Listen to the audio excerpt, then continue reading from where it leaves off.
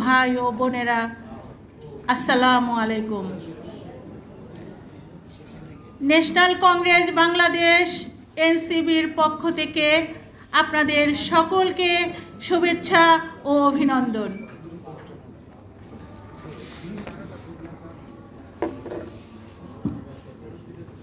প্রিয় উপস্থিতি, আজ আমরা এখানে একত্রিত হয়েছি ন্যাশনাল কংগ্রেস বাংলাদেশের ছায়াতলে এসেছি। আমরা সকলেই সচেতনভাবে জেনে শুনে আমরা এখানে একত্রিত হয়েছি। ন্যাশনাল কংগ্রেস বাংলাদেশ এনসিবির মাননীয় চেয়ারম্যান জনাব কাজী সাব্বির তার নিরলস চেষ্টায় একটু একটু করে এই দলটিকে এগিয়ে নিয়ে গিয়েছেন। আজ এখানে এসে দাঁড়িয়েছে। আমাদের দেশে বিগত 16টি বছর রাজনীতির মাঠে দাঁড়িয়ে রাজনীতি করতে গিয়ে সফলভাবে সচেতনভাবে নির্ভয়ে আমরা কি কেউ কথা বলতে পেরেছি? পারিনি। বন্ধুগণ, আজকে সেই সময় এসেছে আমাদের নিজেদের অধিকারের কথা বলার, জনগণের পাশে দাঁড়ানোর। আজ এই সকল উদ্দেশ্য নিয়ে ন্যাশনাল কংগ্রেস বাংলাদেশ দাঁড়িয়ে আছে, এগিয়ে চলছে এবং সকলকে আহ্বান জানিয়েছেন। আমরা আশা করছি ন্যাশনাল কংগ্রেস বাংলাদেশ প্রত্যেকটি ঘরে ঘরে পতাকা তুলবে, জনগণের পাশে দাঁড়াবে, জনগণের সুখ দুঃখ দেখবে। আমরা আশা করছি ন্যাশনাল কংগ্রেস এমন একটি দল হিসাবে পরিচিত হবে যে কোনো ভালো কিছু চিন্তা করলেই যেন ন্যাশনাল কংগ্রেসের চেহারাটা ভেসে ওঠে আমাদের মাঝে। প্রতিটা ঘরে ঘরে যেন ন্যাশনাল কংগ্রেস স্লোগান ওঠে।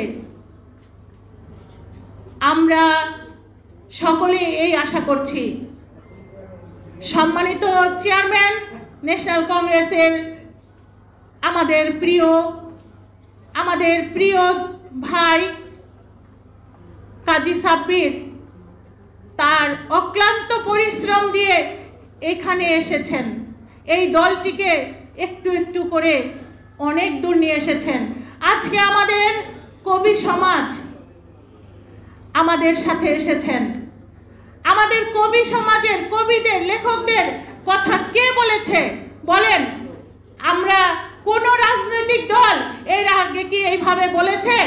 আপনারা কি বলেন? কেউ কি আমার কথাটি শোনা যাচ্ছে না নাকি? কারো কাছে কোনো সাউন্ড পাচ্ছি না। যাই হোক, না, তালি দিয়ে বিদায় করে দেয়নি, আমার সাথে তারা একমত হয়েছেন। যাই হোক, আমাদের সময়ের স্বল্পতা, আরো অনেক বক্তা রয়েছেন। আমরা প্রথম থেকেই চেষ্টা করেছি যে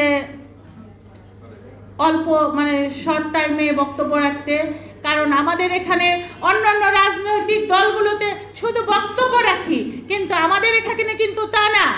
আমরা আবৃত্তি করি মনের সুখে, গান করি মনের সুখে, বক্তব্য রাখি মনের সুখে। এই তিনটি নিয়ে আমরা কিন্তু ন্যাশনাল কংগ্রেস এগিয়েছে। সুতরাং আমরা সকলেই আশা করব যার অবস্থান থেকে আমাদের কাজ করতে হবে, জনগণের জন্য, দেশের জন্য কাজ করতে হবে। আজকে দেশে ফ্যাসিবাদী সরকার যাওয়ার পরে কিভাবে গেল? আমাদের সন্তানদের জীবনের বিনিময়ে আজকে আমরা স্বাধীন দেশ পেয়েছি। আজকে স্বাধীনভাবে কথা বলতে পারছি, আজকে আমরা স্বাধীনভাবে চলতে পারছি।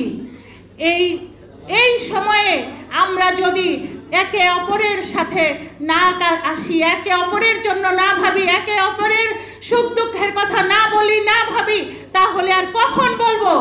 আজকেই সময় এসেছে, আমরা সকলে ভালো থাকবো, দেশকে বাঁচিয়ে রাখবো, দেশের জনগণের জন্য ভাববো।